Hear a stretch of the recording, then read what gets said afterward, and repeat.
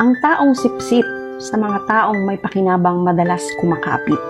Tulad din niya ng mga plastic, hanggat may silbi ka, doon siya didikit. Sa trabaho, yung mga sipsip na lang ang palaging tama. At yung mga nagtatrabaho ng maayos, ang palaging kawawa. Sipsip, sila yung uri ng nilalang na hilig pumapel sa mga amo. Piling nagmamagaling pero isip talangka naman. Dahil takot yan masapawan at maitsapwera sa sarili niyang multo. Sila yung mga taong ayaw kang maging masaya, kaya sinisiraan ka sa iba. At tipong gagawin ng lahat, mauna lang silang umangat. Kaya lagi mong tatandaan na huwag kang manira ng iba para lang umangat ka. Dahil kahit ano pang pagpapabango ang gawin mo sa sarili mo, sisingaw at sisingaw pa rin ang basurang ugali mo.